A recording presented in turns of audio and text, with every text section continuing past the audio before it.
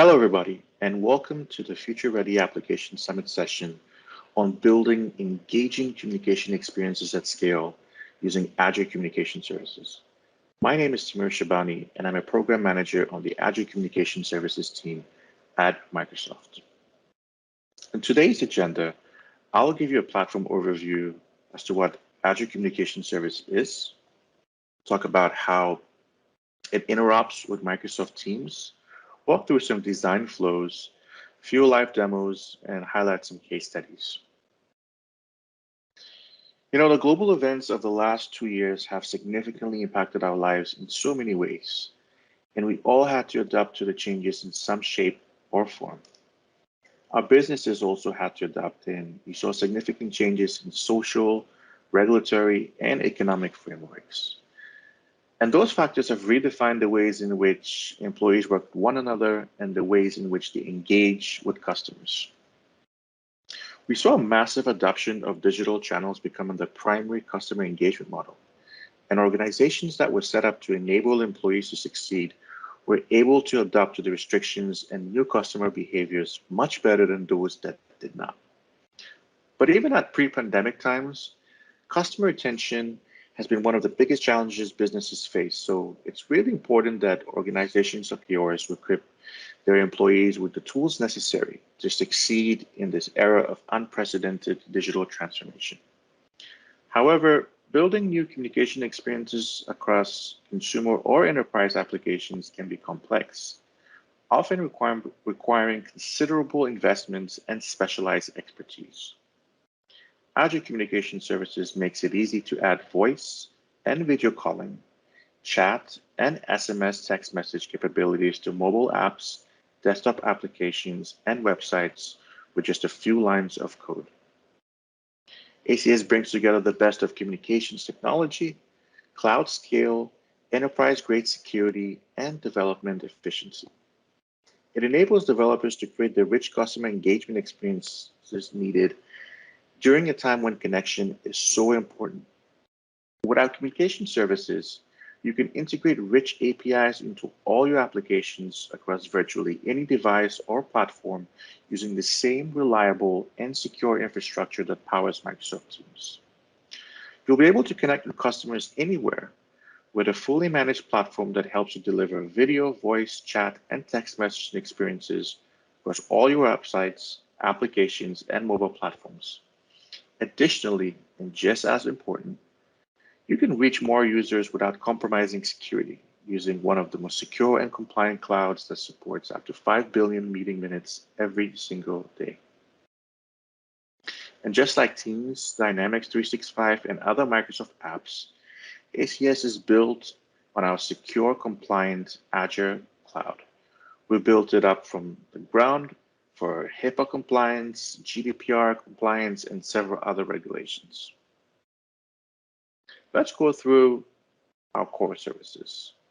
ACS is offered as a set of SDKs and APIs that enable you to add interactive, high-quality audio, voice, and video calling to make and receive voice and video calls, analyze call metadata, record calls, and even build call trees. You can also integrate chat capabilities with an easy-to-use, low-maintenance interface to enable one-to-one or group chat functionality with all the core functionality that you would expect from a robust chat experience and more. We also offer a simple setup SMS experience for adding text messaging capabilities to applications for connecting with users that prefer mobile communications. You can also use our telephony services and infrastructure to provision phone numbers for end-to-end communication scenarios. And lastly, we provide network relay support with turn protocols for when one or both users are behind a firewall. Now let's walk through some of these benefits and capabilities of these core services. Our calling SDK and APIs for VoIP, voice and video calling, are flexible so you can build and control the exact communication experiences you want with low latency capabilities for uninterrupted calling experiences. And because our services support common developer platforms and languages, these calling experiences can seamlessly shift between voice and video calls throughout the session across mobile and web. With our VoIP capabilities, you can enable users of any application to launch a video or audio call with another user of a different application, which can be facilitated as one-to-one or group calls. Chat conversations happen within chat threads. A chat thread can contain many messages and many users. Every message belongs to a single thread, and a user can be part of one or many threads. This type of flexibility is what makes chat capabilities in apps and websites so powerful when it comes to communicating with multiple people across one or many chat conversations. For example, a service agent using chat can easily attend to multiple inquiries across different threads to accelerate time to resolution for more customers. And with our chat SDKs and APIs, you can add core chat functionality for one-to-one and group chats to any app or website. You can easily add or remove users on the fly and share chat history with them, or edit or delete your messages and see it updated across devices. The user experience will be familiar with our typing indicator functionality, in which you get notified in real time when other chat members are typing a message, as well as read receipt visibility for when other chat members have read or seen their message. System-generated messages are also available as part of message history to show UI indicators for when a user is added or removed from a chat. And for an even richer chat experience, we've also built in the following features: push notifications, developer quality dashboard, web controls, adaptive and suggested cards. We've leveraged richness of Azure to build intelligent AI-powered experiences with things like Azure Cognitive Services. And we have interoperability with Microsoft Teams, which I'll talk a little bit more about in the next couple of slides. Now, I just want to walk through a sample that we have built. Let me share my desktop for that. So on here, you see, we have developed this hero application. Of course, you could customize it as you want. This is a very simple example of chat that I want to use to highlight. So we're going to start a thread here. Okay. And on this thread, I'm going to call myself, Tamir1. And let's say I pick, a wolf emoji. So then I join a thread over here. Now, because I'm the only one here, I'm basically going to copy this invite link, which typically you do to invite people, and then I'm going to go back on here and I'm going to paste it just to kind of mimic person number 2. So let's say Tamir2, and Tamir2 is going to be say cat. So now cat's going to join on here. So as you can see, there's Tamir1 and there's Tamir2. And I'm going to say hi there. And if I go back to the former one, you can see kind of like the message on there. So this is kind of like the very simple chat interface, which you can build by yourselves, using a customizable tool we call the UI toolkit, which I'll also talk about. But this is just a really quick summary of what kind of like a simple chat experience can be. So I'm going to resume back from where I left off on the PowerPoint. And I believe we left off here. Now I want to talk about interoperability with Microsoft Teams. We have launched this really exciting feature, and we think it's a game changer because businesses can now use Azure Communication Services to connect users of a custom-built and branded app with internal users on Microsoft Teams via voice, video, or chat.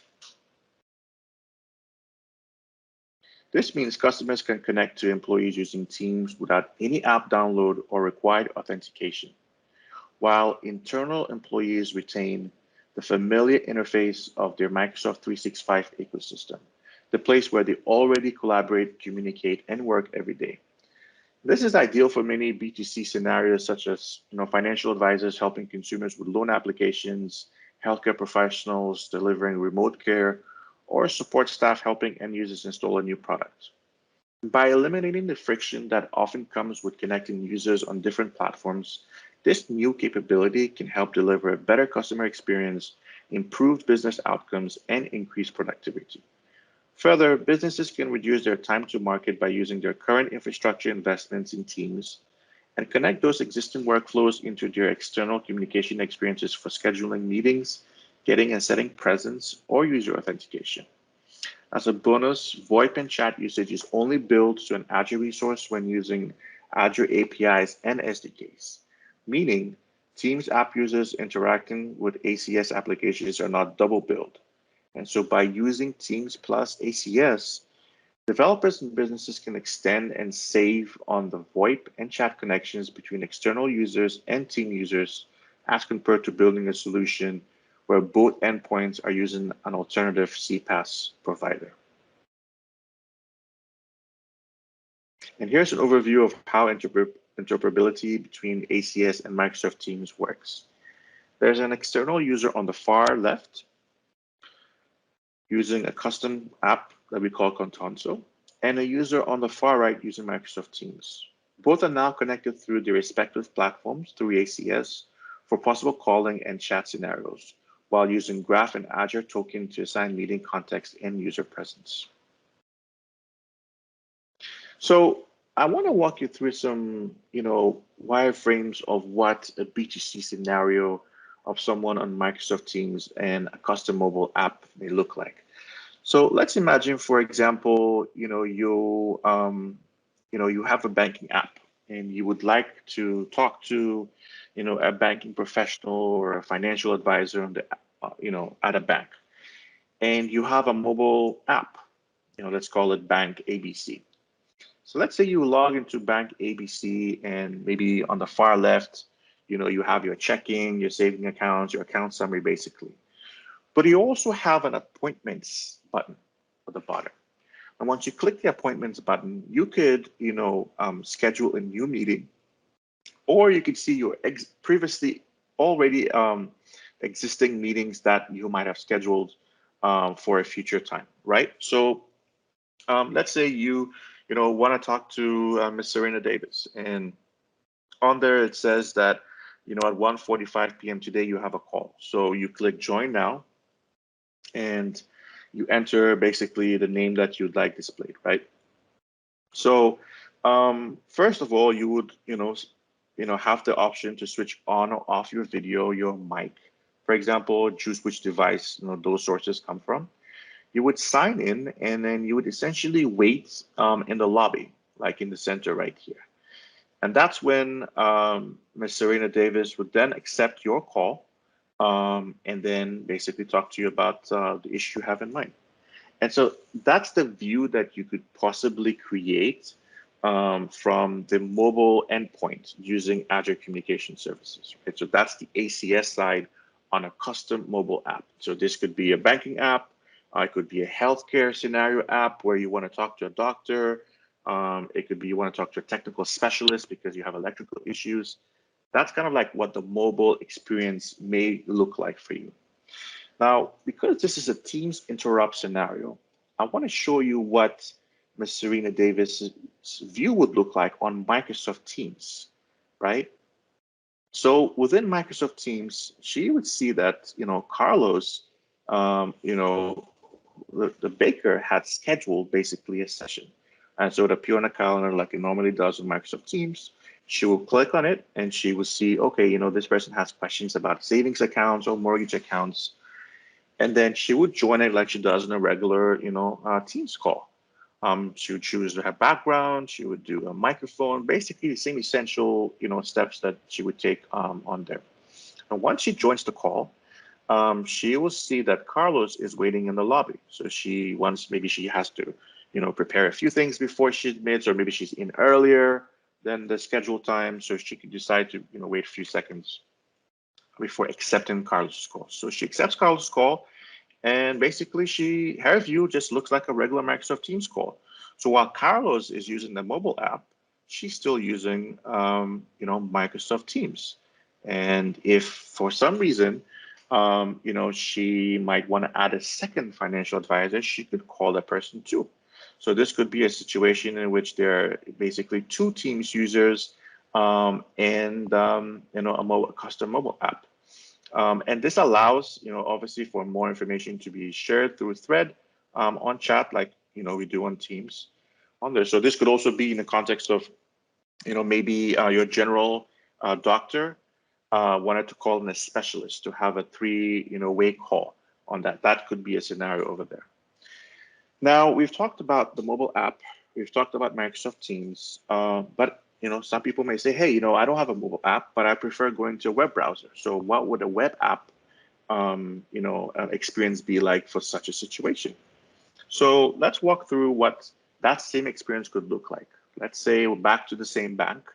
You sign on to the web browser, like you normally do. You see the same, meeting that you have scheduled, or maybe you schedule a new one. Let's say you move on, and so the next day you, decide to go on, and then you get an email, for example, saying, hey, 30 minutes appointment coming up soon. You have a choice to, join the meeting using the link there. So you click on it, and then it pops up the window. And same thing, you have the choice to choose the camera, the sound, and basically join the call just like you normally would do. So once you're in a call, you'll be waiting for Ms. Serena to be ready. So Ms. Serena basically accepts your call from the lobby and has a call with you. And again, if she needed to pull in someone else, you could do that and continue with further information on your rights. So we've walked through, the mobile app experience, the Teams app experience, and the web app experience. Now we are already on Microsoft Teams as of now. So let's walk through what that might look like. So, we're on Teams. I'm going to join this Teams call using the ACS endpoint from a mobile app. So I have the mobile app on my phone, and I'm just going to join it from here.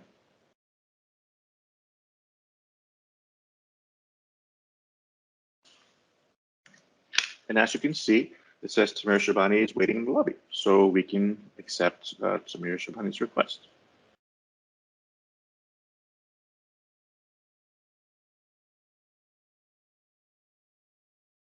As you can see, there are now two views of me, right?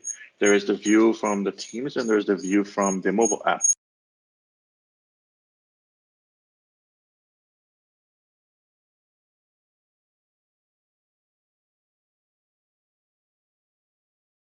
So that's a ACS to Teams scenario. So I'm going to hang up because I can hear the echo on there.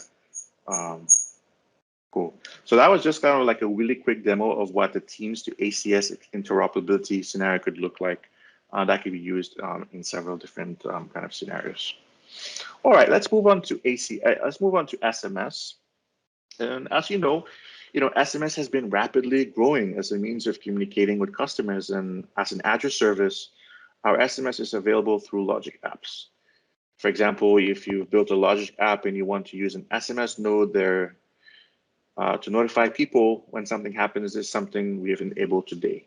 And with Event Grid, when the SMS comes back to you from a user, you would get an Event Grid notification and be able to take an action accordingly on there. And like other services, SMS is easy to use and set up. You don't have to be a telephony expert. It's as easy as sending an SMTP-based email if you've done that before. And we support high velocity SMS. So if you need to notify thousands of SMSs in a short time, we support that. We support two-way communication and reliable delivery, which is a notification that an SMS was delivered. And we have analytics for this like we have for all our other modalities. We also handle opt-out on behalf of our users and clients in compliance with regulation. So currently toll-free numbers are available in the US. We will be rolling out to places like India in the coming, I would say, months to quarters. And we'll certainly keep you updated on that. And this includes short code availability as well. Okay, So, we've talked about chat, we've talked about SMS, and then we've talked about VoIP, voice and video. So let's go through a really quick demo of those three experiences integrated in one. This is a video where a customer who is having some technical difficulties with your fridge is calling a customer service agent who's on Microsoft Teams. So let's check out what this experience would look like. So I'm going to contact the Microsoft mechanics by dialing the 1-800 number on their website, and I'll be greeted by a bot. As we go through this, you'll be able to see the logic behind the bot with the decision tree for its responses on the side. So I'll dial the number and wait for the bot to pick up. Hello and welcome to the Microsoft Mechanics customer support bot. Am I speaking with Scott? Yes. Hi, Scott. I see you recently purchased a vehicle from us. How can I help you today? Well, I'm having a mechanical issue. Okay. Can you tell me more about the issue? My car is making a rattling noise coming from inside. Let me transfer you to someone.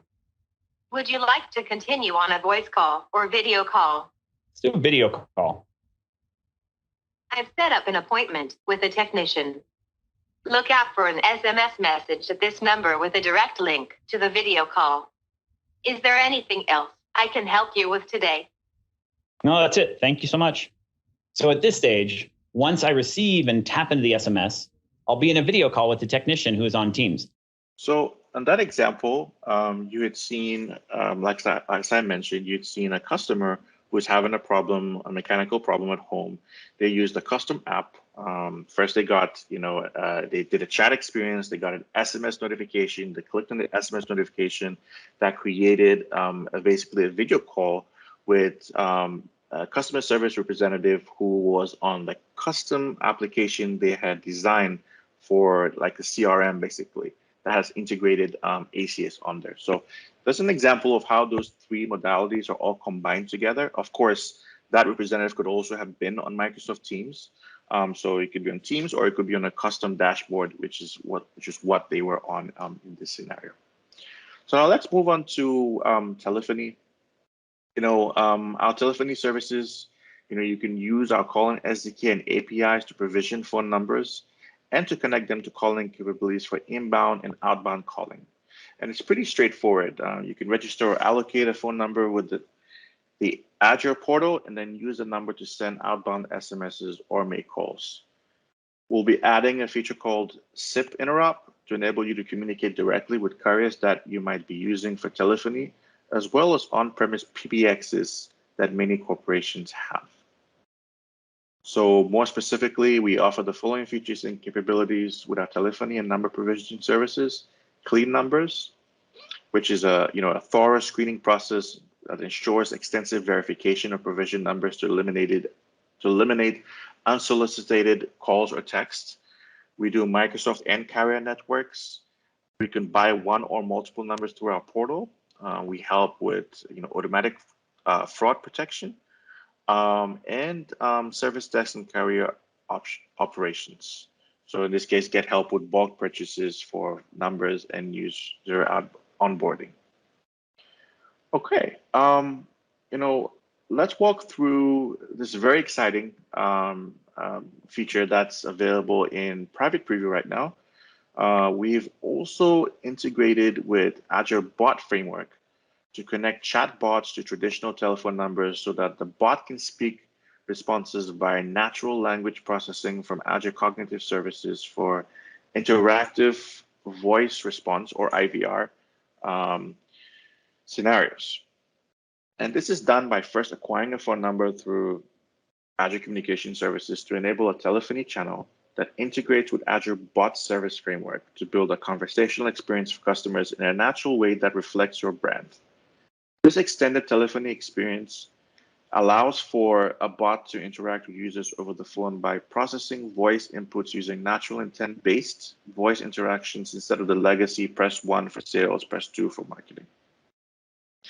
Now, I want to play a really quick video that is used to highlight this. It's basically a support for a customer calling a customer service number that is powered by the bot framework telephony channel.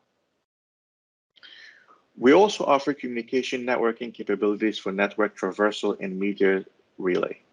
Specifically, support for traversal using relays around TERN protocols which is currently in preview. TERN is a popular standard for device-to-device networking that is now available for low latency, high throughput data transmission with Azure Communication Services. It allows you to quickly bootstrap to a high-performance, redundant, and globally scaled set of network services that are often themselves complex and expensive to deploy. And as you can see in the center, the Azure Communication Services calling SDK automatically uses TERN services based on detected network conditions. Lastly, we've launched in preview a UI library for Azure Communication Services to help faster time to market. So you can quickly build cross-channel user experiences with just a few lines of code, now supported with dedicated UI components for customizing calling and chat.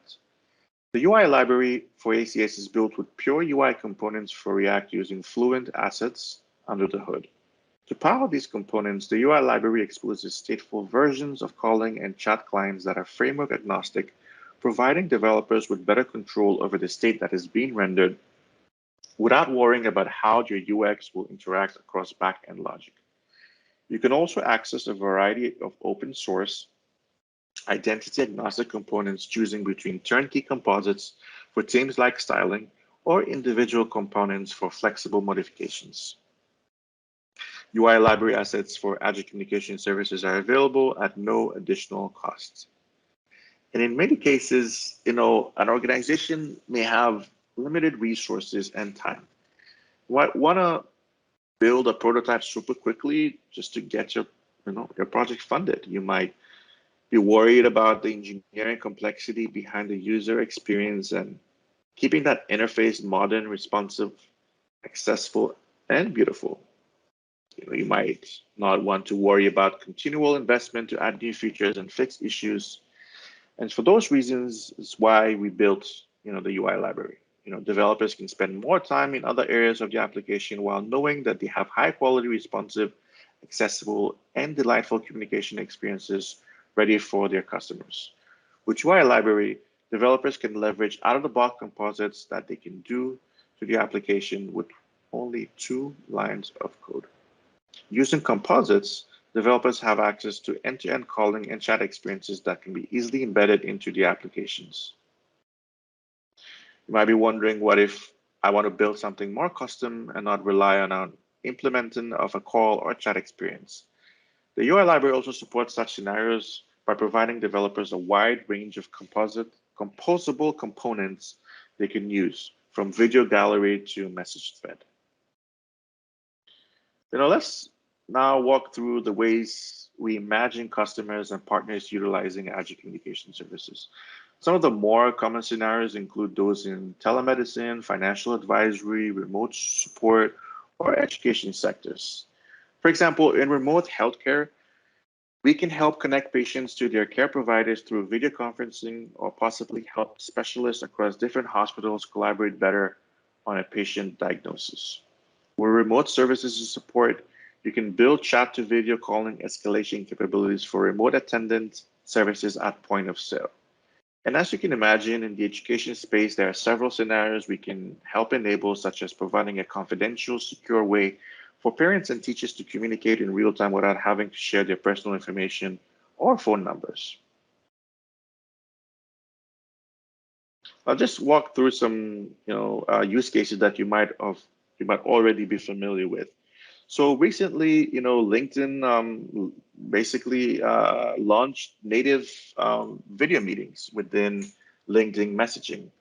And it's really exciting because, we're supporting over 744, million members on LinkedIn to use this capabilities.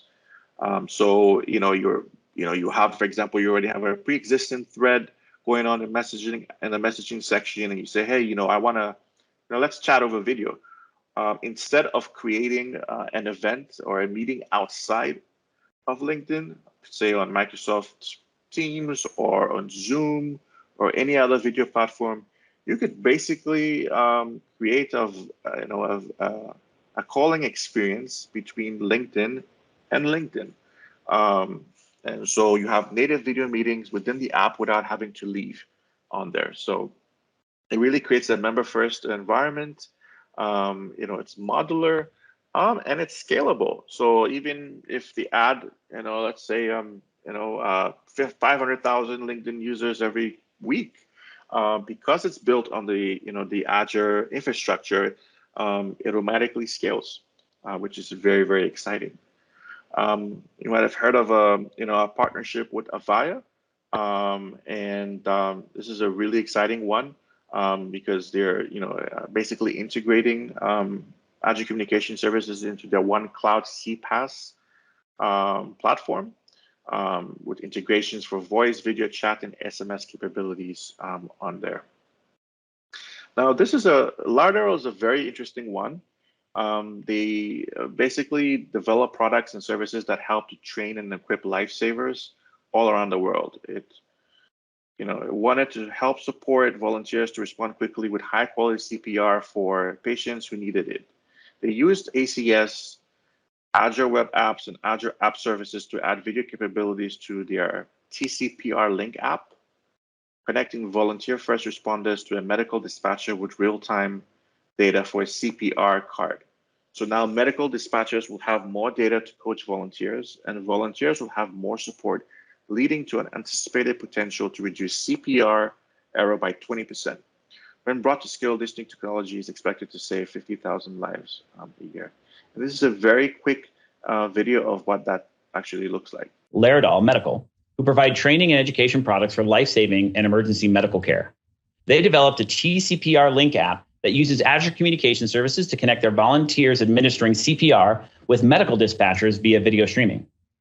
So they can get in-the-moment, just-in-time expert feedback as they perform CPR to improve the quality of treatment and patient survival rates. Okay. So, we've talked through what Azure Communication Services is. It's a communication platform as a service. There are 5 main communications services available. We've talked about voice and video calling over IP, where you can do one-to-one calling or meet up with groups of up to 300 people. There's chat, where you can communicate in one-to-one basis or with groups of using formal communications with emojis and even file sharing. You can also integrate with text messaging via SMS. We've talked about PSTN, along with integrations into bot framework. And we've talked about network communication services for videos with WebRTC that allows for capabilities that take standards-based approach to removing the complexity of running the global edge-based deployments. And putting it all together, we've seen voice and video on the left, we've seen chat, telephony, and SMS. Both voice and chat are global at extremely low rates, as you can see over there. Our telephony and SMS is expanding and will be available in India with a date to be announced on there. But you can use US SMS for outbound today from the US to India, if that's a scenario if, for example, you wanted to build. These are the languages and platforms that we support there. As you can see, we have a wide gamut of environments to build in. And, we are ISO and HIPAA compliant. We have India Go local capabilities for those that prefer to have data stored locally in India. And we've really discussed that we are providing a set of identity agnostic SDKs and APIs that enable lightweight configuration of communication capabilities into almost any application. And these are available for common languages and platforms including .NET Core, JavaScript, iOS, Android, and web. And adding all the core services we just mentioned, such as VoIP, chat, telephony, SMS, into any application can be truly accomplished with just a few lines of code, requiring little to no existing telecom or voice engineering expertise. And unlike other plug-and-play providers, Azure Communication Services offers an integrated platform of simple, yet robust services that developers across enterprises and SMBs can leverage to reinvent their businesses and connect with those that mattered most. You can be confident in knowing you are building and deploying on a low latency global communications network trusted by our own applications to support 5 billion plus meetings minutes and millions of users per day. And as a native Azure service, you benefit from a framework that auto-scales up or down into any application. And going beyond what organizations and developers might be looking for in a current CPaaS providers or communications platform, Azure is an ever-expanding provider of services that are designed to work together. For example, Azure Cognitive Services can enable real-time translation and sentimental analysis during chat sessions. With Logic Apps, you can integrate SMS into existing applications and workflows. And with Azure Event Grid, a single service for managing routing of all events from any source to any destination, you can fire webhooks based on Azure Communication Service events like SMS received, and then correlate those SMS interactions into a CRM system. Lastly, you can be confident that your growing communication needs are supported with the security and compliance standards of a proven global infrastructure. In the world of sophisticated cybercrime, it is paramount to keep customers safe. Microsoft has the most comprehensive security portfolio and has proven to be a cloud that you can trust.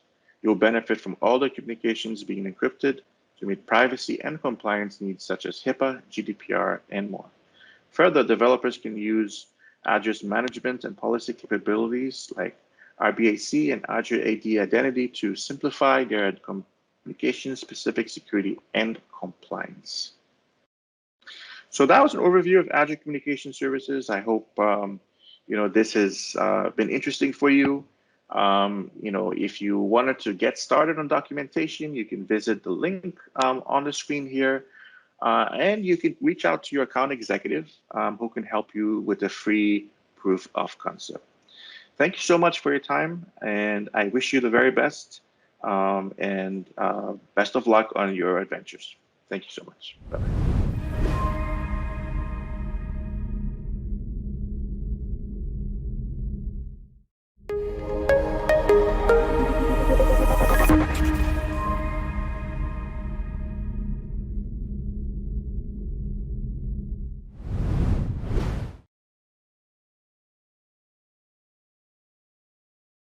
Hi, welcome to Orchestrate Workloads with Ease with Azure Red Hat OpenShift.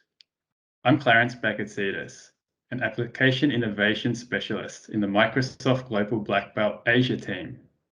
I'm based out of Melbourne, Australia, and have a background in software development and agile delivery.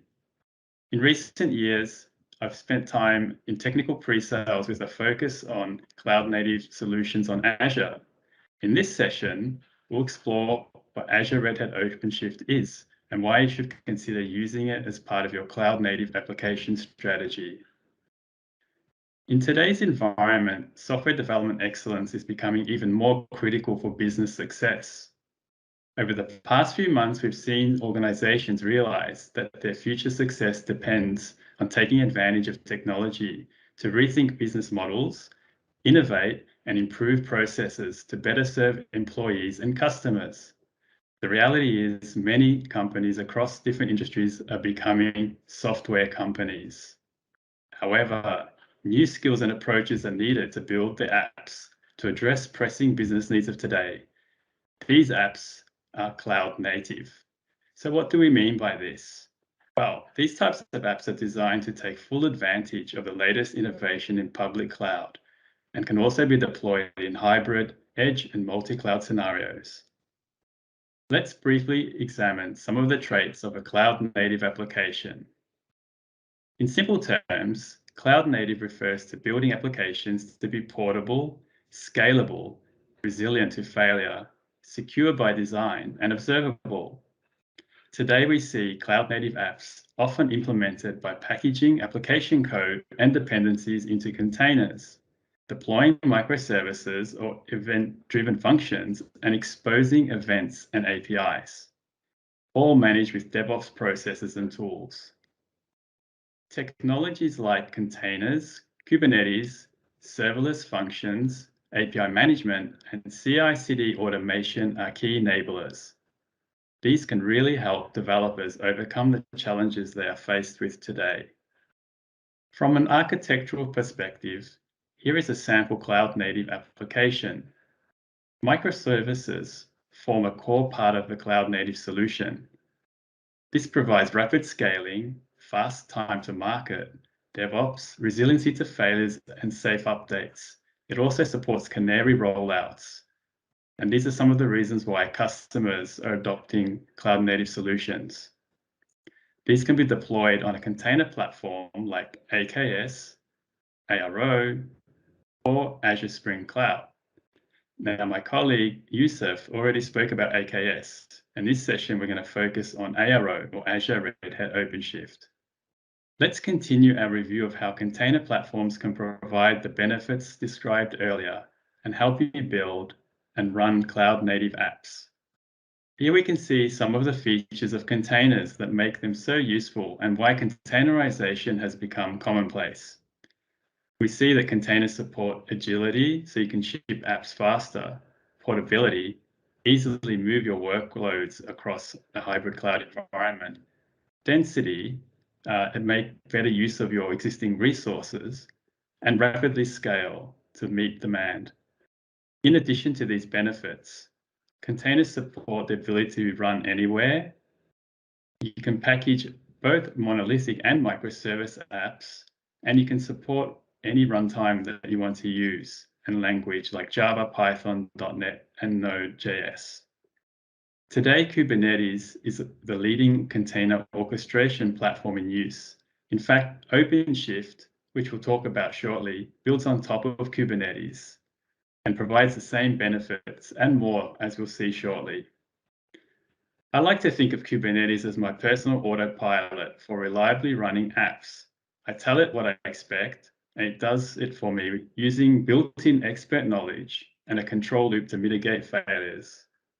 Building and operating a Kubernetes platform yourself is no easy feat. Here we can see a long list of responsibilities that a customer who's running a self-managed Kubernetes cluster is responsible for. Managed Kubernetes solutions greatly reduces complexity, but it does still require a deep Kubernetes knowledge. Additionally, Kubernetes is not a complete solution. Many additional components are needed to complete the picture. This is by design, since Kubernetes is an extensible platform. On Azure, we provide many of these additional components to govern, secure, and operate an enterprise-grade container platform. Today, we're going to focus on Azure Red Hat OpenShift, or ARO for short. ARO is an enterprise-ready, secure by default, hardened, and fully tested and integrated stack, designed and supported by Red Hat and Microsoft. Microsoft and Red Hat have a long-running history of collaboration through products like Red Hat Enterprise Linux, SQL Server on Linux, and of course, OpenShift on Azure. OpenShift can also leverage Red Hat middleware that can be deployed inside the cluster or on separate IaaS VMs. Customers can choose whether they want to leverage Azure services natively or use Red Hat software to meet their needs. Since ARO is built around the OpenShift container platform, we'll start there to understand why OpenShift is an easy-to-use and productive, capable container platform.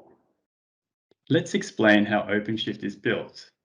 Red Hat, the creators of OpenShift, use 100% open source development model to deliver enterprise products. No forks, no read bases, no proprietary extensions. The real benefit to customers is their ability to turn dozens, if not hundreds of open source projects into production-ready, stable, and secure enterprise products that they can support over many years. When the community declares a release ready, Red Hat typically finds hundreds of defects that are fixed in the corresponding downstream releases. They have this capability because they have been contributing to Kubernetes and many projects that OpenShift is based on since day one. Red Hat is one of the largest enterprise developers for Kubernetes, besides the project sponsor, which was Google. Here we can see the OpenShift 4 platform. Let's take a quick look. The power of this platform is in its seamless integrated capabilities that are available to you out of the box. On top of Kubernetes, we can see OpenShift provides cluster services like container registry, logging, chargeback, and monitoring. Application services, which include middleware and ISV solutions, a service mesh, which we'll look at a bit more later, as well as developer tools. So you can be up and running in minutes and scale to meet your needs. A signature feature of OpenShift is the slick console for developers and administrators. Here we can see a glimpse of the developer console, which is a developer-centric perspective that aligns closely to how developers work. It offers a simplified view of Kubernetes concepts so developers can focus on what really matters, that is creating applications. The console allows developers to import their source code from Git, view and manage application configuration and workload details, deploy their apps, and all this can be done through this nice interface. It has built-in application topology views so you can see the relationship between your applications and services. As discussed before, OpenShift supports a very broad range of application types and frameworks. Service mesh and serverless are exciting new technologies that make it easier to build and run microservice architectures and are both supported in OpenShift 4.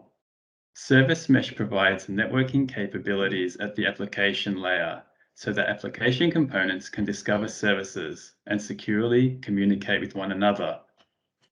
OpenShift also supports monitoring and tracing of inter-application network traffic using Kiali, Jaeger, and Istio frameworks underneath.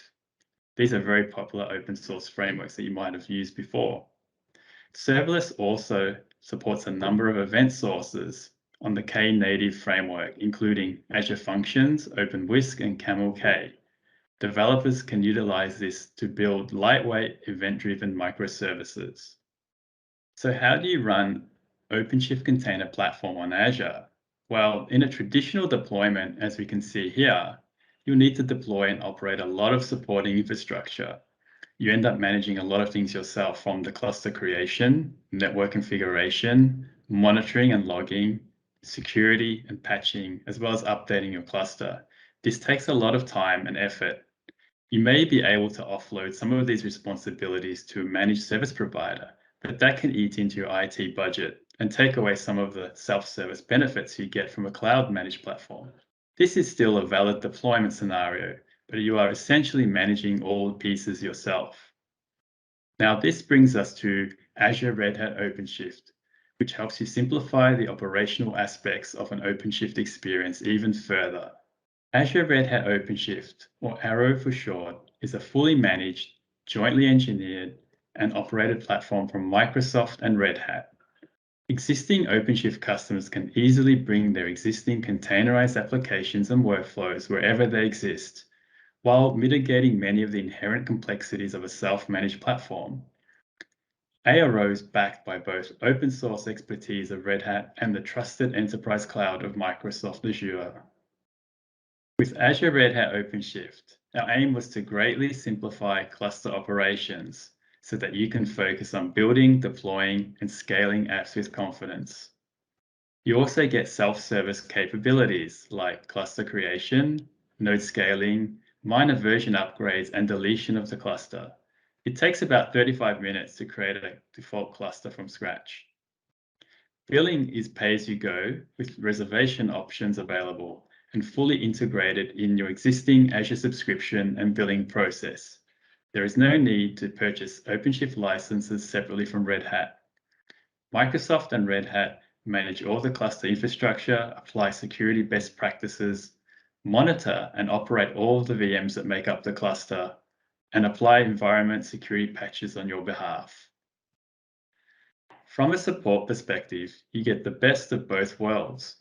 You raise support requests through the Azure portal, and depending on the nature of your request, you may get support from Microsoft or Red Hat engineers. We integrate our support systems so that support cases are case exchanged when necessary or compliant with ISO 27001 to ensure customer data is handled appropriately.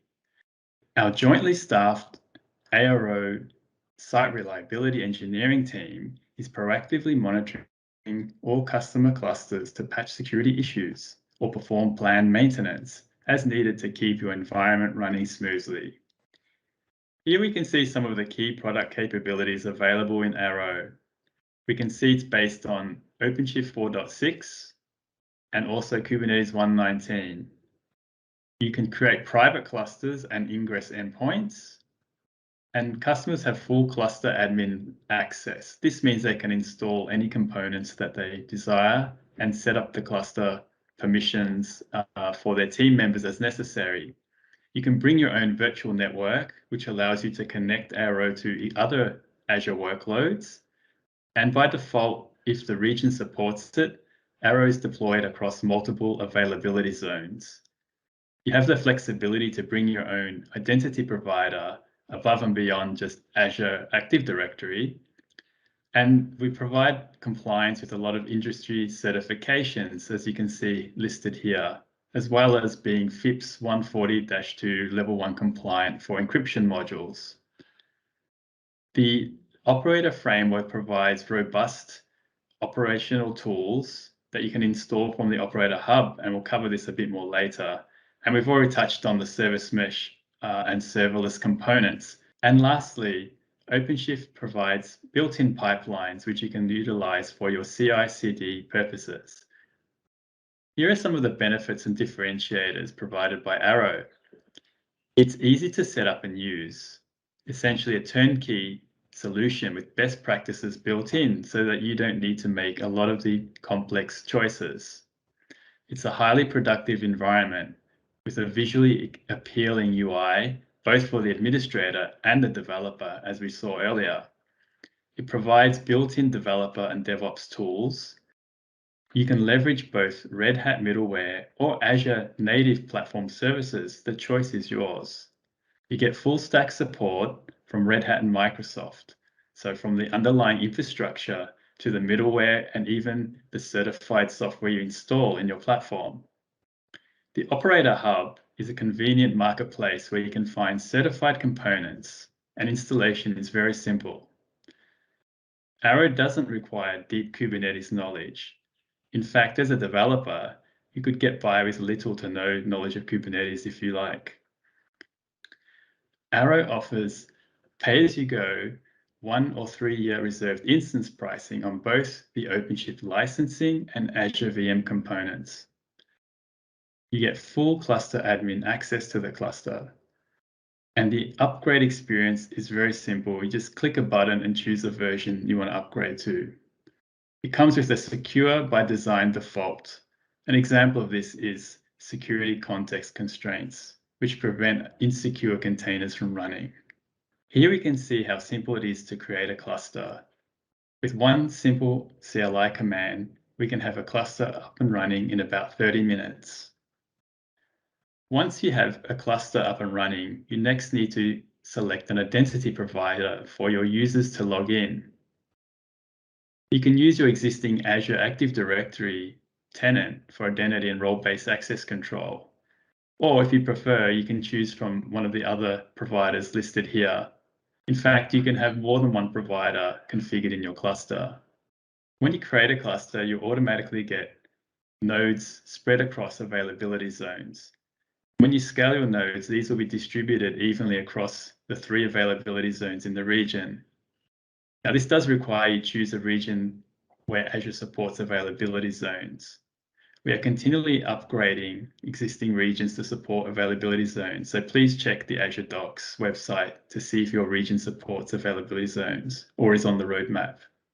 By default, the Arrow cluster has publicly accessible endpoints for the OpenShift console and the API server, which is used for command line access.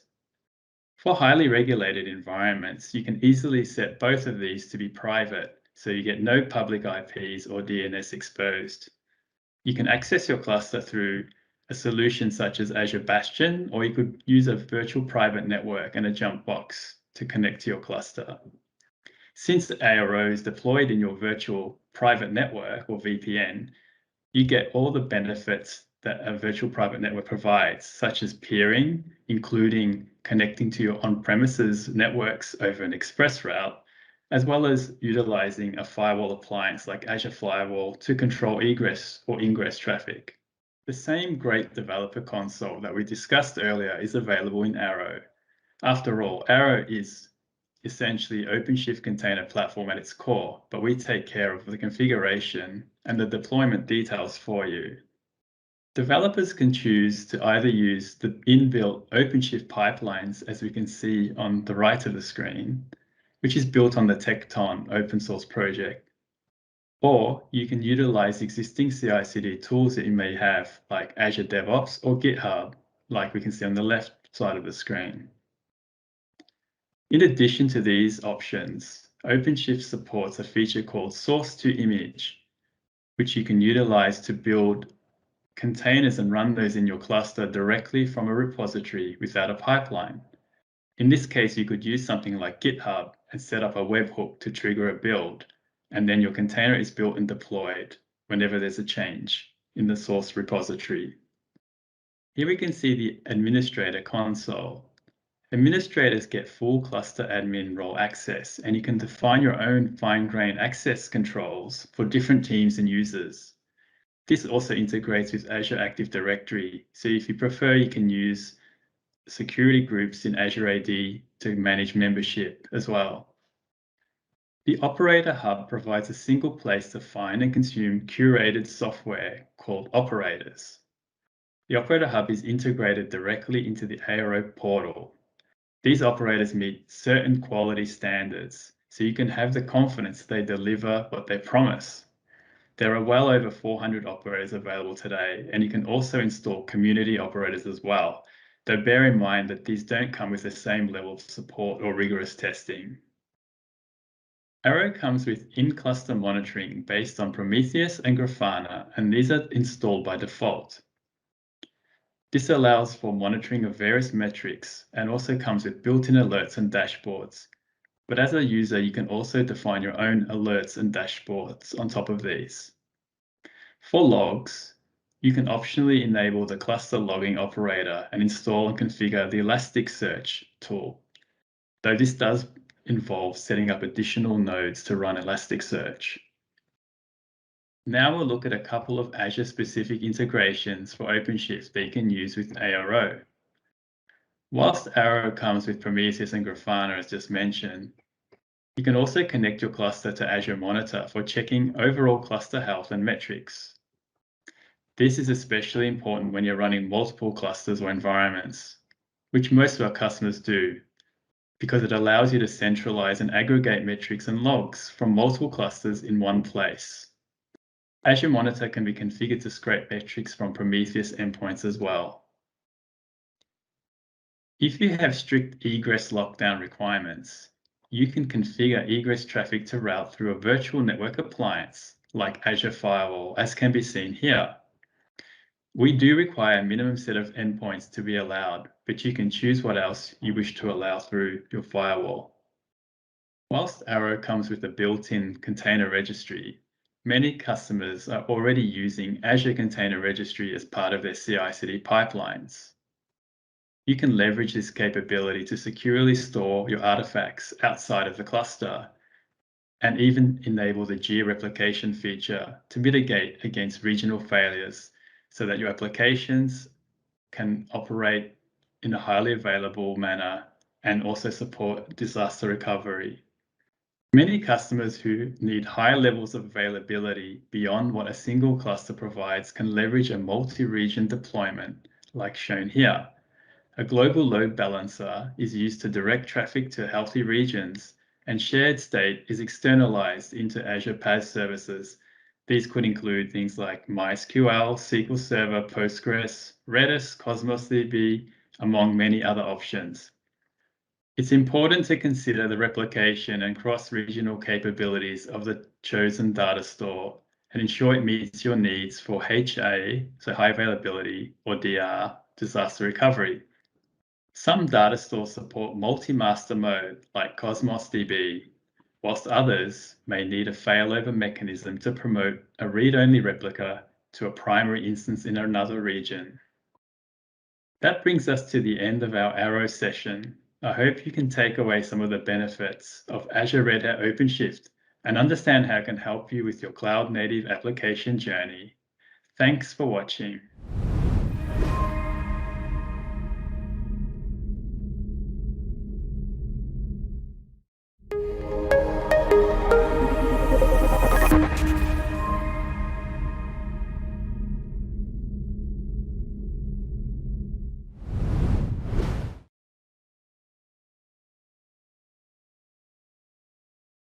Hello, everyone. Thank you for your time to joining into these sections. So these sections is about cloud native applications on VMware Tanzu running on Azure. So my name is Hin Lam. I work for VMware. I'm the advisory platform architect. I belongs to a team called Application Platform Architect, and we take care about customer in the APJ, Asia Pacific, including Japan. Myself is based in Hong Kong. So I was ex-Pivotal, which got acquired by VMware 2 years ago. And then I was also ex-AWS. So I know a little bit about cloud. And in the slide, you can see I've got some blog posts. I've got some technology posts about that. Feel free to take a look. So without further ado, let's jump into the agenda. So today we are going to talk about two main aspects of cloud native apps. So first of all is if you want to write cloud native apps or you want to transform your apps into cloud native. So the question is why? And obviously we want to deliver business features into productions much quicker with greater velocity. But then how do we do it? So this is the first agenda. The second one is, hey, your application is now working in a great shape of modern applications. It is cloud native now. How do we leverage the modern cloud technology to run your application in at a scale with stability? And unfortunately, we only have 30 minutes to cover, so I won't go too deep, but at a high level, you should be able to identify what are the technologies, what are the methodologies, and what are the KPI that you can measure against your current portfolio. So how do you modernize your applications from monolithic to cloud native application? So here are some why you have to ask it first.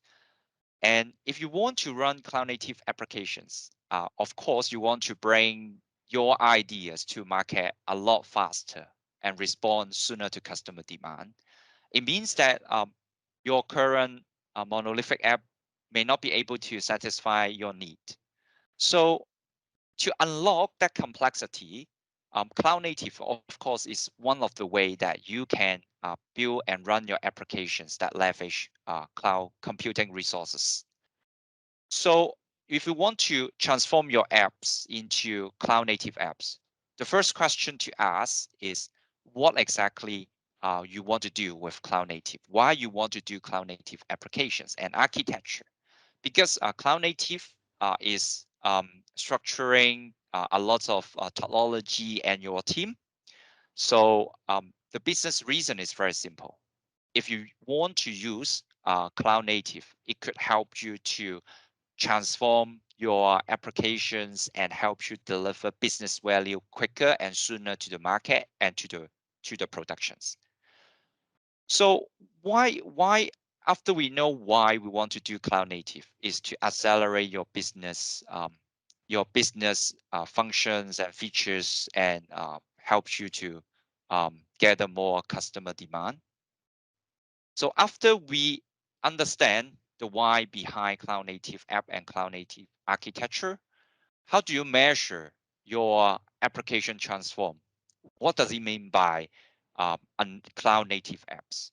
Typically, there is de facto standard in the industry called 12 factor apps, that if your apps is written in a way that has many factors, like writing the log to standard out, is a stateless app, it has port binding, which all these factors I will go in deep in the next slide, then you are taking a lot of advantages to design your application to run as a cloud native.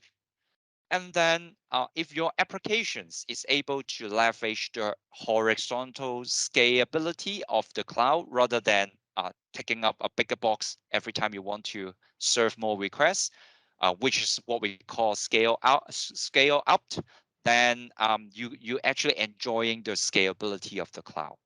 And obviously, even public cloud like Azure is very stable, is very highly available, but the applications should also be designed to handle self-healing, to continuous working, even though the underlying infrastructure or architecture has some faulty component that is happening.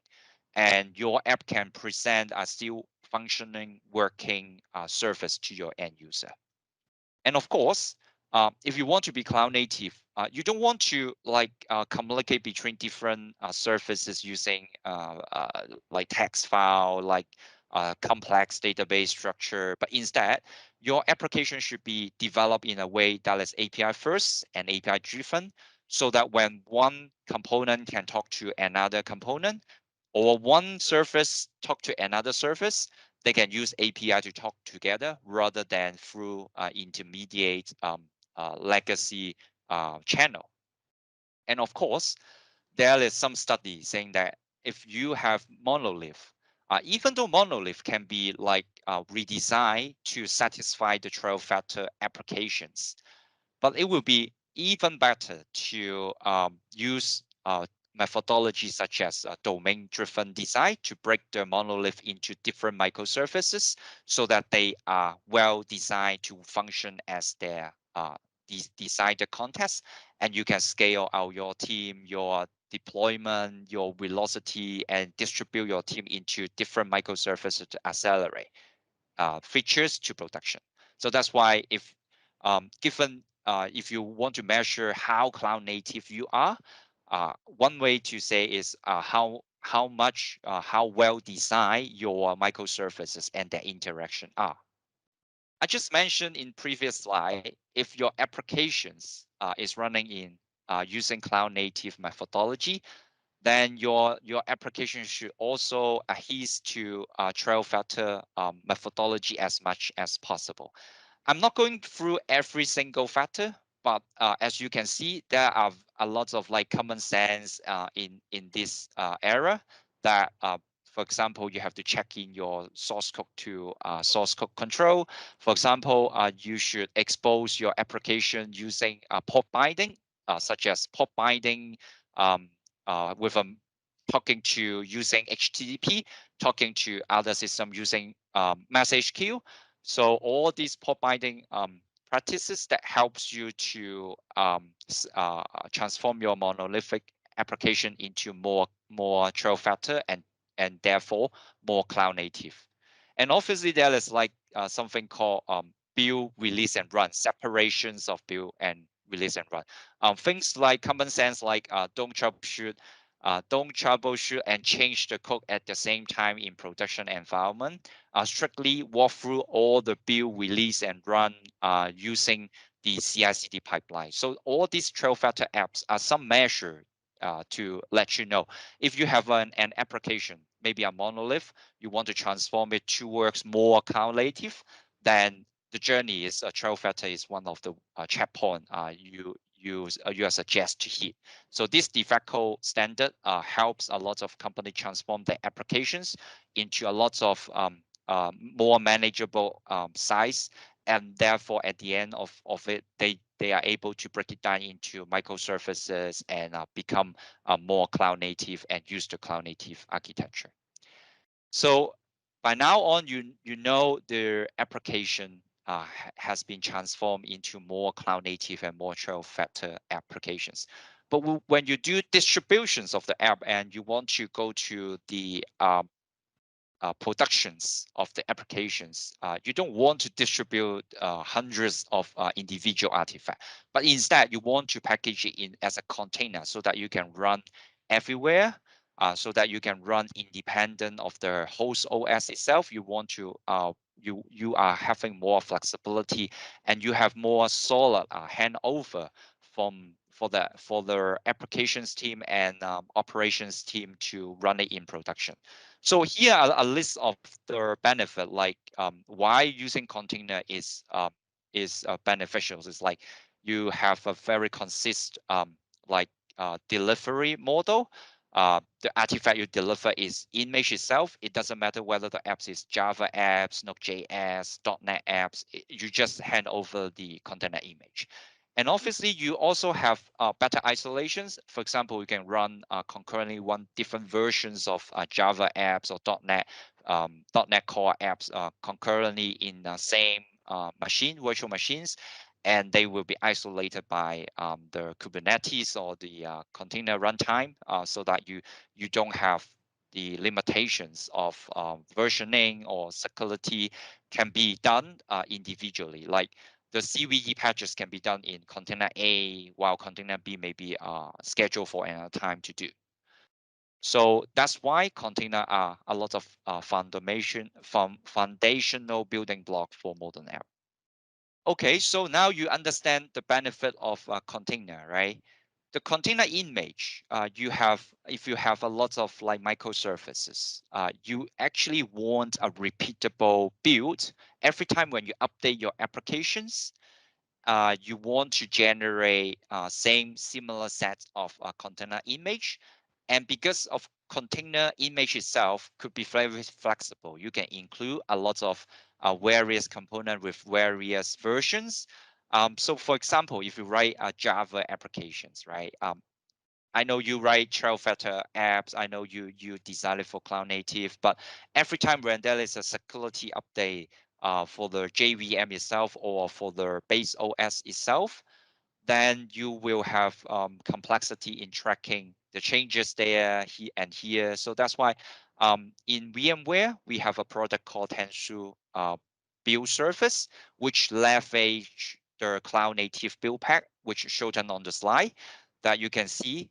It can help you to build repeatable container image according to what you want the versioning, what you want about the Stack OS, what you want about the JVM versions, and that allows you to build but also secure way, so that when your container image want to run on like public cloud like Azure, or you want to run on Tanzu Kubernetes script, which is a Kubernetes distributions, then you can reuse the same image running in different environment and different locations for you. And therefore, we move you from a lot of complexity in manage plain Docker file, and also the versioning and dependency of your applications. So now you know how to build repeatable container image. But we also have to consider not just container itself, but all the surrounding ecosystem. Say, for example, if you write your applications, you don't want to write from scratch about a framework that support cloud native. You could reuse existing cloud native frameworks such as Spring framework. Using the Spring Boot framework could help you faster develop a cloud native apps. And also we use like .NET Core libraries such as a Stilto that help. These are the library that helps you to develop your app in a cloud native way. And obviously, even though we suggest the industry de facto standard suggests as a Trailfetter apps, you should save your application state not locally but externally, and therefore you have to find a place to store your data. So a cloud native data service should be used so that you could leverage the benefit of the cloud. Say on-demand database from Azure, like database like Cosmos DB, database like MySQL, or in-memory database like Redis provided by Azure Cloud, so that when your microservices has such a requirement, you can always spawn up a new database to run your applications from version to versions. And obviously, if you run distributed architecture, like if your microservices call each other, you have an observability operation requirement that you have to observe the interaction between different microservices and interaction between like from a HTTP request from the customer to the database. So in VMware, we actually have a product called Tanzu Observability that allows you to observe from the infrastructure level integrated with Azure Cloud to your applications container to like a Tanzu Kubernetes Grid as a Kubernetes running your container. And also can be in deep as the application running inside the container for you. So if you run container, maybe you are running also multi-cloud, no matter that's like a different region in like Azure, or no matter this is different cluster, so that you can have segregations of different component. You still need some management for all these complex multi-cloud, multi-site, multi-cluster. So that's why in VMware, we have a product called Tanzu Mission Control that helps you to manage different various copy of Kubernetes cluster in different cloud and in different sites within Azure or on-prem. So with all these super quick introductions to like what is a trail factor apps, why do you need container, how do you build container image, and all the surrounding things, you now understand, hey, if you want to call yourself, whether your app has been transformed to cloud native architecture or cloud native apps, then you know all these metrics. But how do you actually measure that? So that is a well-written book called Accelerate. So this book has listed out 4 KPI. So these 2 KPI is category in 2 areas. It's like throughput and stability. And for sure, you now know that if you have transformed your app into cloud native apps running in a cloud native architecture, then you should have a high throughput and a very good stability. And therefore, you should have a high frequency of deployment. You should have a low lead time for change. And for all those change, it should be lower failure rate. But if you cannot avoid failure at all, then you are measured against the time to recovery. Like, hey, if I push a change to productions, but in reality, it doesn't work, then you have a very quick time to recover. So that also helps you to have a high stability. So so that's why you can see in the slide, the spoiler alert is you can actually do high throughput and high stability if you are having a cloud native architecture, cloud native apps. All right, so it is totally understandable that if your apps is moving very fast throughput, even though it's very stable, but at the end of the day, it has to run in infrastructure, right? So in VMware, we have a Kubernetes distribution that I mentioned several times in previous slide. Sorry about that. I didn't introduce that. We have a product called Tanzu Kubernetes Grid. So TKG. So Tanzu Kubernetes Grid actually runs on on-prem and also on cloud.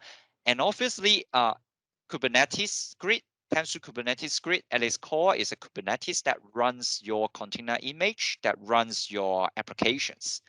So for Tanzu Kubernetes Grid, it is, if you want to have a very high rate of change in your delivery pipeline. So think about it when you're having an application want to deliver to productions, right? At the delivery part, if you deploy to the productions, you actually have to ask your operation team or infrastructure team to do change for you. Whether it is like deploying new versions, whether it is like changing the load balancer. So all these operations actually very time consuming. And therefore, there was a study from the previous slide.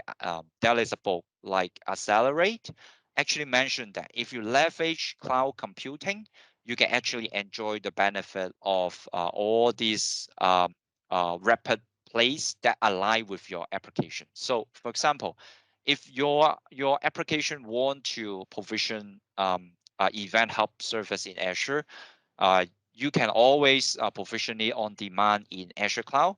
That really shorten the chain of delivery for your infrastructure team. you are the user for the infrastructure that helps to deliver features to production. And then cloud computing also have a lot of benefit, like always on network access. It also allows us you to run multi-tenancies, like if you have different project or different component, you want to subdivide it into different area in the cloud, you can always use the virtual private cloud features in Azure Cloud to segregate resources. And also, if your applications is very dynamic, say it has a peak traffic, dynamic traffics, then you can always leverage the elasticity. You can always ask Tanzu Kubernetes, hey, I want more VMs from Azure. And Azure will provide more VMs so that the Tanzu Kubernetes script, the Kubernetes will have a lot more worker node to run your container instance inside the Kubernetes itself. And then obviously, you could like have resources metering, like if you have on-demand job or batch processing, you can tell Kubernetes to Tanzu Kubernetes to run at particular time and do the scaling of the VM for you accordingly, so that you can save a lot of costs while maintaining a lot of growth, headroom to growth to handle the peak traffic. So in short, if you want to run cloud native applications and design cloud native architecture, you can subdivide your life cycle of the applications into three life cycle. The first one is to build, right? The first one, when you build your application, you follow the cloud native 12-factor apps. You use the already well-defined framework like .NET Core, like Spring Framework. You can create a container image using Tanzu Build Service, reusable OCI image, and then you can publish it to a catalog to use that. And then to run it, you can deploy a Tanzu Kubernetes script onto cloud environments such as Azure Cloud, which leverage the elasticity and utility model of Azure Cloud.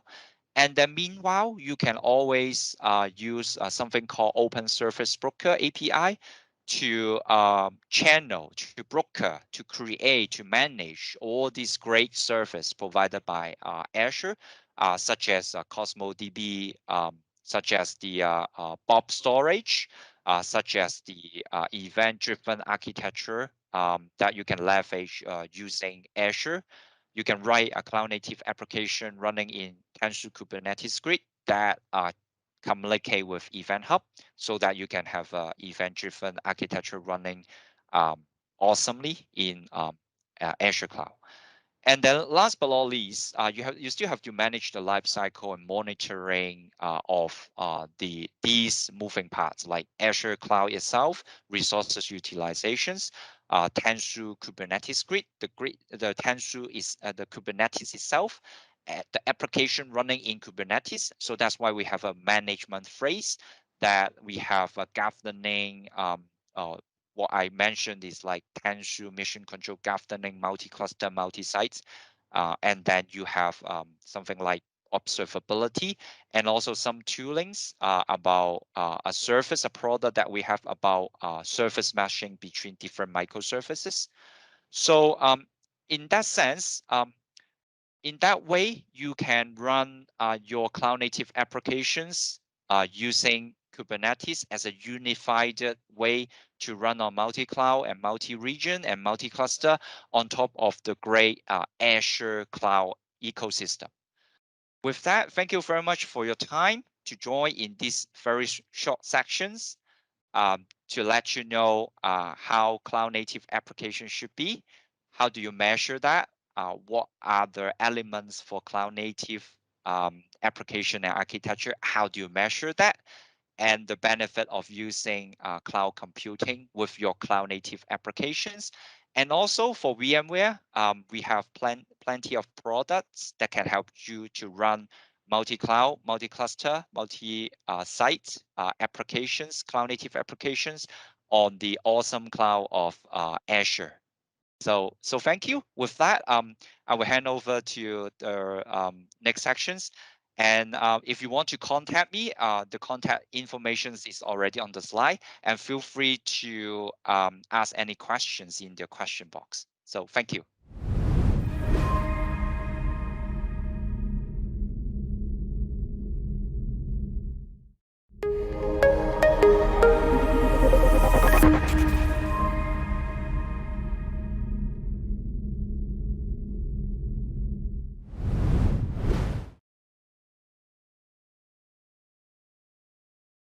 If you're looking for points in the customer's journey that can make or break their experience, nothing is more important than the last mile.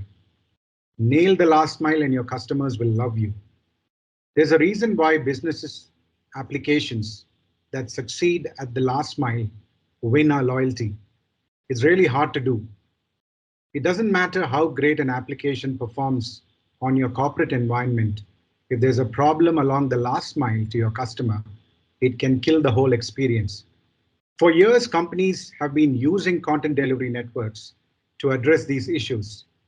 CDNs do a great job of shortening the distance between where content is hosted and where it gets consumed. But today, new trends are challenging many of the assumptions with which CDNs are designed. If you're relying on CDNs for your digital products and services, it's time to start thinking about the future.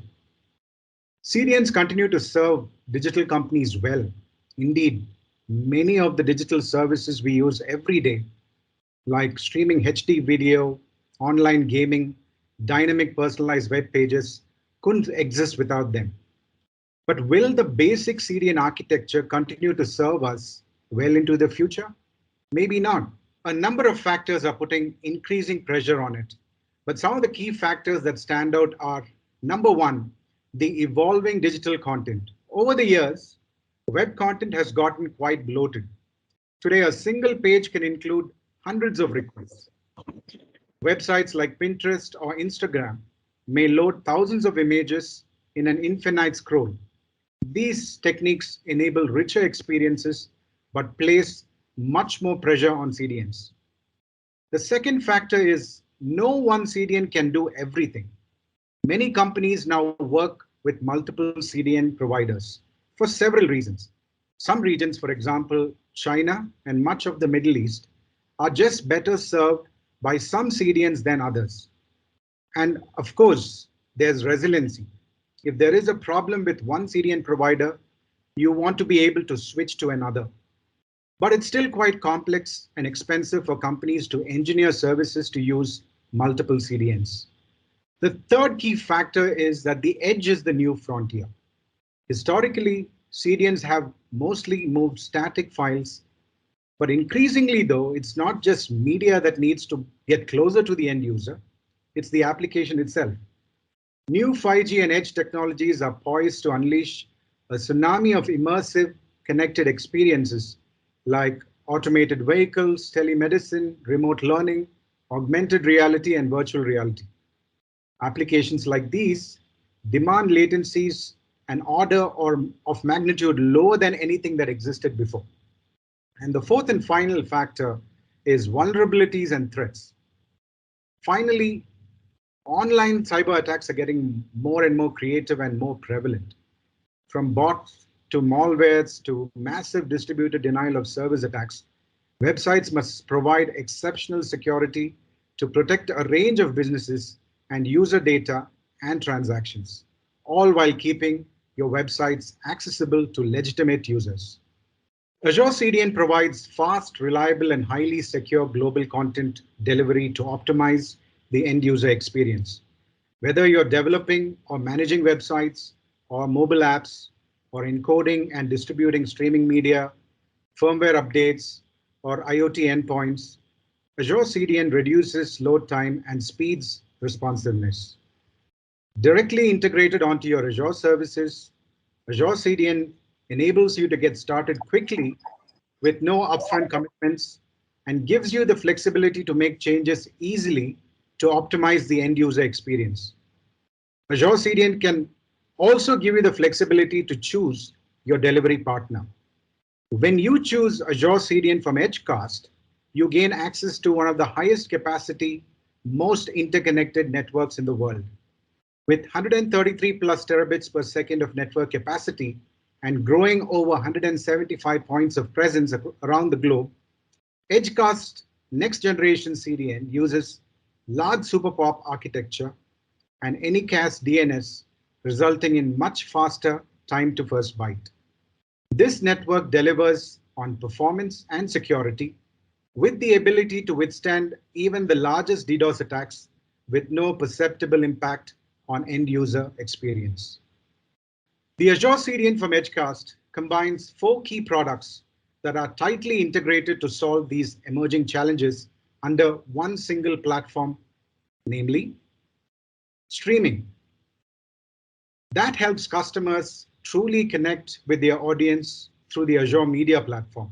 It is the simplest way to stream personalized, linear, live and on-demand videos to every device, everywhere. The second product is the delivery solution. This solution helps digital businesses to connect with their customers on over 7,000 last mile networks with a content delivery network that offers better performance, security, reliability, and scale. The third set of solution is our security solution that protects your businesses and customers from the latest infrastructure and application layer attacks, no matter where they are connecting from. The fourth and the final product is the Edge Compute solution that allows customers to access globally connected edge to deliver ultra-low latency solutions for better consumer and business experiences.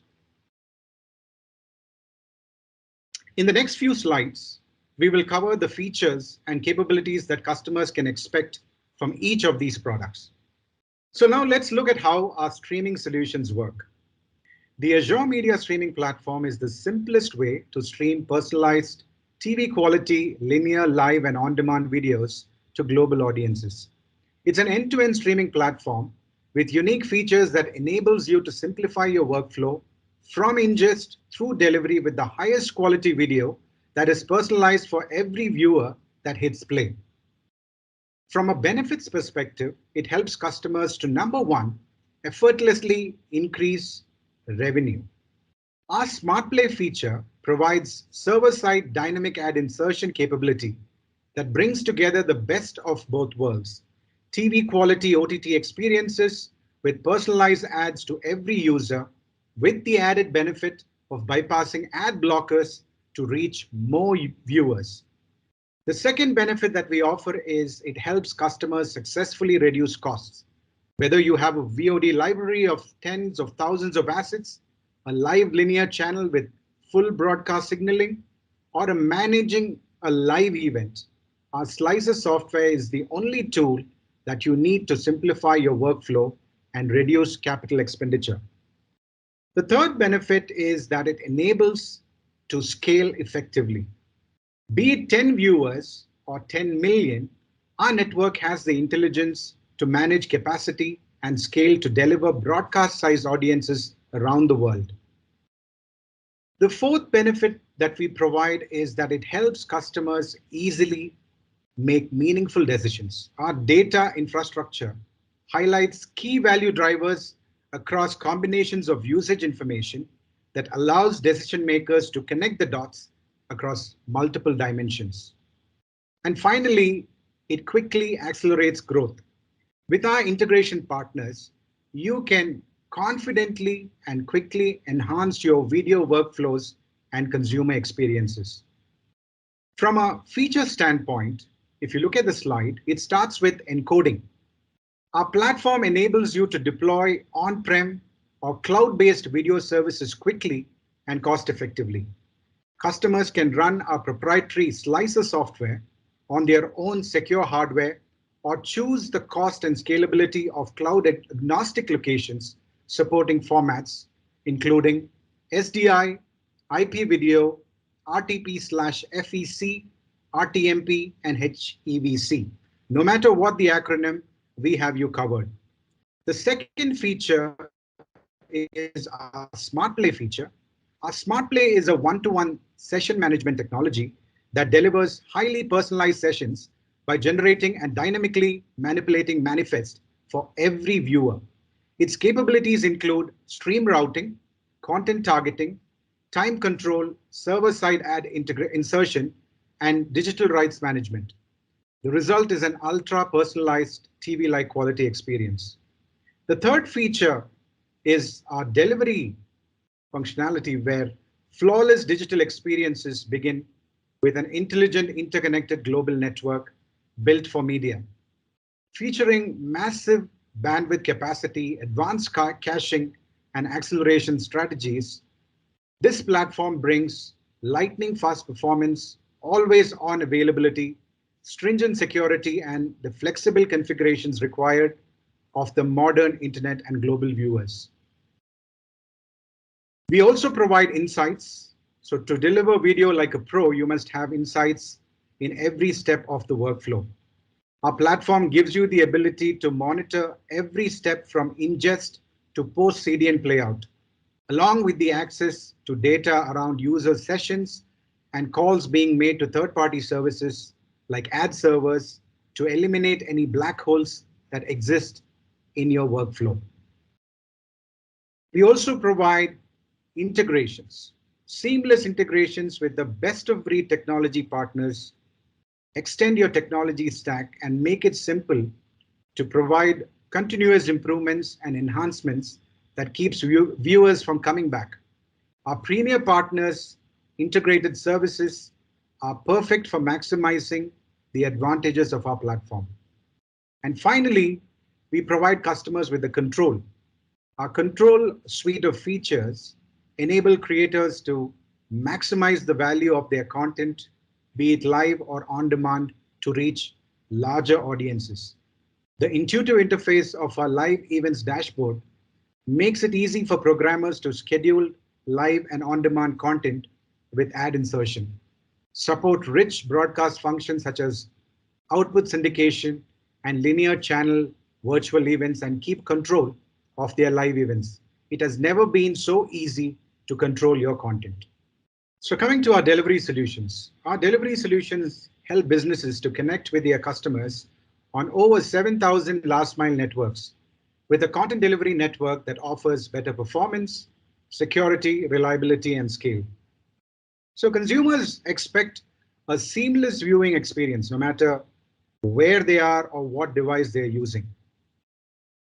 Our delivery network is trusted by some of the world's largest brands because it offers high levels of quality, performance, reliability, and scale unmatched by other providers. Featuring massive bandwidth capacity, advanced caching, and acceleration strategies, our network features lightning fast performance, always on availability, stringent security, and flexible configurations required of the modern internet and global viewers. Our advanced technology includes support for quick UDP internet connections, a next generation protocol that maximizes website speed and security, and intelligent load balancing to ensure fast delivery of each request.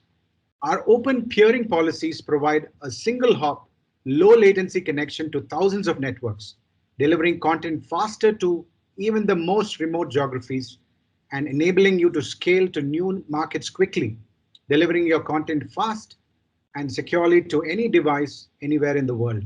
So the benefits that customers can gain from the delivery platform is number one, web video and API acceleration. So static and dynamic content acceleration helps you pack in more videos, images, data-heavy video games, and widgets to meet viewer expectations. Acceleration technologies help you to respond faster to requests and deliver rich content on every screen so that your customers receive high quality, instant on experiences wherever they are in the world. The second feature that we provide is edge computing. We make experiences better on the edge. We provide visibility on how your business rules are being configured. Flexibility to manage configurations and rules through a web portal. We can also create custom rules to specify precisely how edge servers cache and deliver your content. We also include support for Lua scripting for endless possibilities at the edge, for increasing your cache hit ratio to squeezing even better performance out of your website and apps. We also provide reporting and raw logs to the endpoints of your choice in near real time, enabling you to make better decisions that benefit your user. Logs are delivered in less than 60 seconds. That's the fastest in the industry. So from a feature standpoint, customers can gain access to a more powerful global network. Our global network has 133 plus terabits per second of capacity and features modern architecture and patented caching and acceleration technologies. Over 175 strategically placed POPs in 6 continents that interconnect with over 7,000 peering and routing partners, enabling faster page load times, more objects served from the cache, and no impact on performance during peak traffic times. We also provide increased power and control. So you can control your content on your terms. Our self-service portal and APIs enable real-time controls as well as high visibility, configurability, customization, and fast system-wide propagation. Our service delivery allows agile IT teams to move even faster because there is no need for third-party professional services. It's the autonomy that increases agility and productivity. We also provide customers with dynamic imaging. So dynamic imaging from Azure CDN by Edgecast enables you to get the right image to the right user at the right time fast. Whether they are accessing your content on a mobile device, a high-resolution laptop, tablet, or even an IoT device, dynamic imaging enables you to deliver the highest quality image that the viewer's device can support without having to make any changes on your website. Dynamic imaging revolutionizes the e-shopping experience of your customers and drives more revenue for your business. Then we also provide you with data, real-time data that helps you improve the user experience and meet business goals. Real-time analytics, they deliver a wealth of meaningful information to help online businesses succeed. They offer the ability to dive deeper into your website to understand where your customers are, the product they are more interested in, and how they are interacting with your websites or applications. You also have Edge Performance Analytics. So this helps you gain insight into how your assets are being cached and delivered to your customers, leveraging the data to establish best practices and improving delivery performance and reducing cost.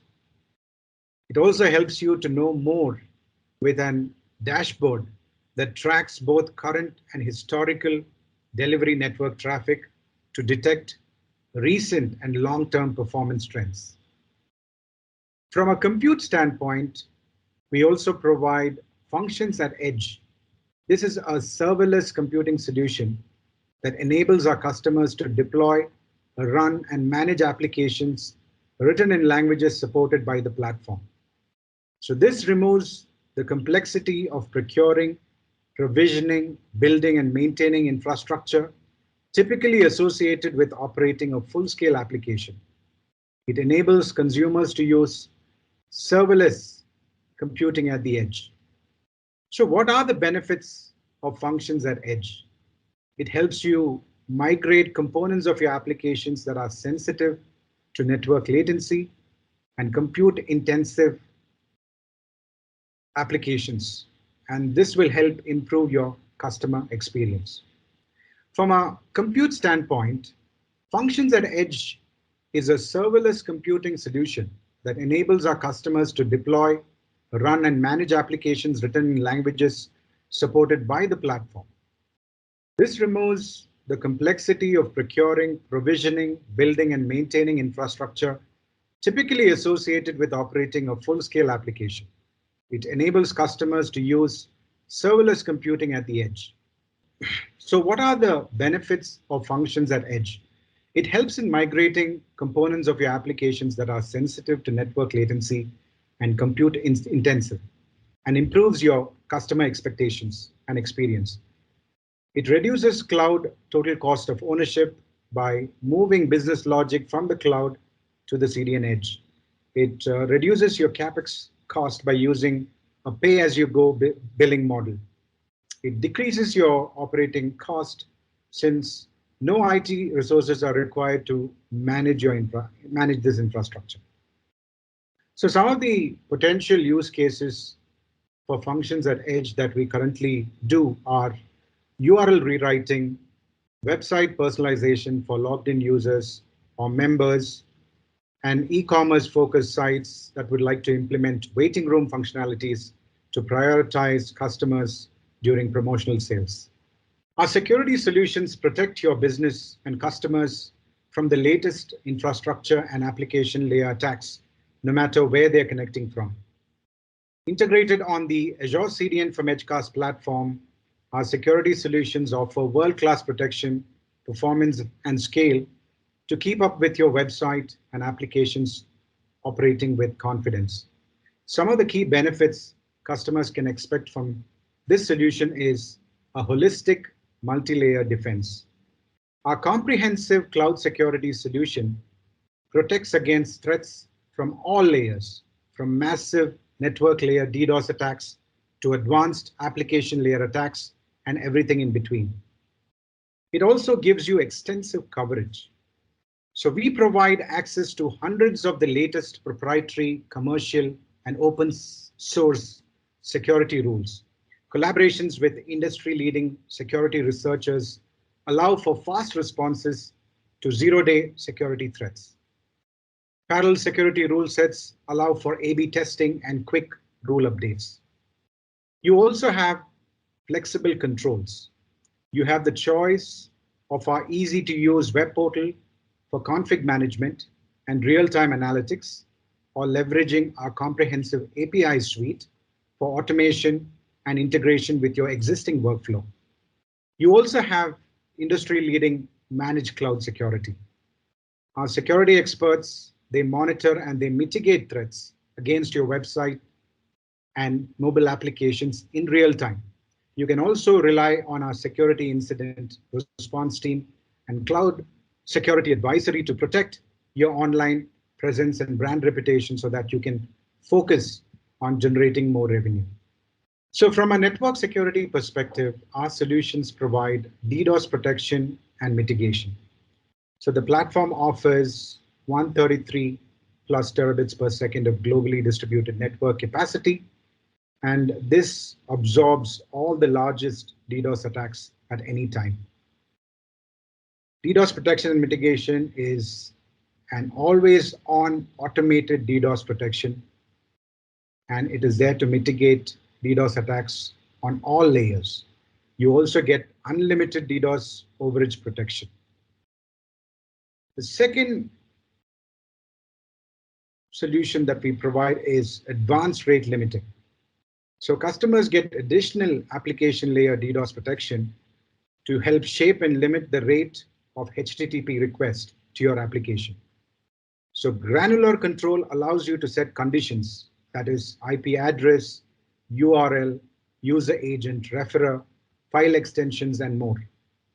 Flexible sampling window is something that you get with advanced rate limiting, from 1 second to 5 minutes, and client enforcement durations.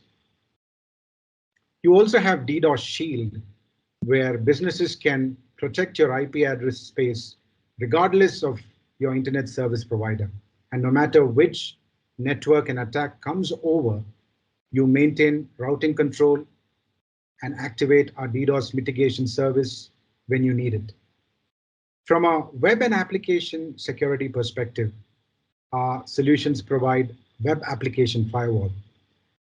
Our web application firewall helps your businesses remain available and online at all times. It protects your websites and applications from a range of sophisticated attacks, including cross-site scripting, SQL injection, large-scale distributed denial of service, and more.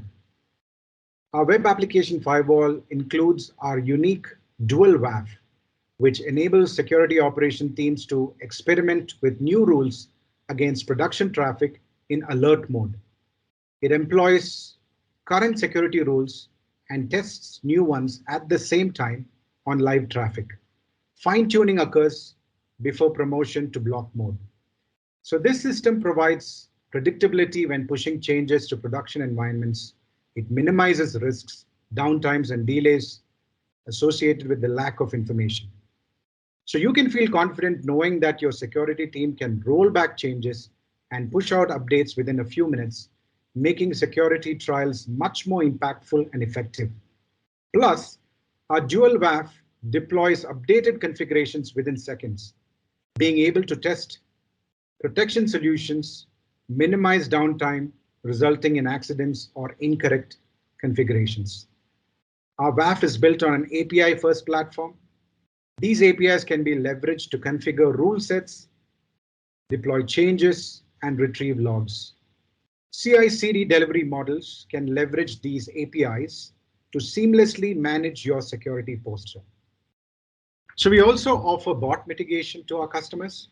So this helps protect your websites, your mobile applications, and APIs from automated attacks. Machine learning algorithms predict a bot based on correlating dozens of dynamic classifications.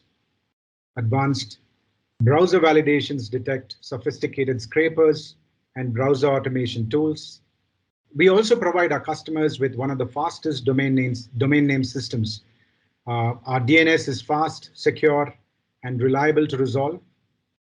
DNS queries quickly and accurately. It's fully RFC compliant with support for primary and secondary DNS. It's got a built-in DNS DDoS protection with support for DNSSEC. And finally, we also provide customers with access control module. So this provides granular control over the application access through black and white listing of request parameters, that is IP address, country, referrer, user agent, request method, file extension, content type, and more. In closing, as we enter this exciting new stage of the internet, we are going to see some amazing new digital experiences and products.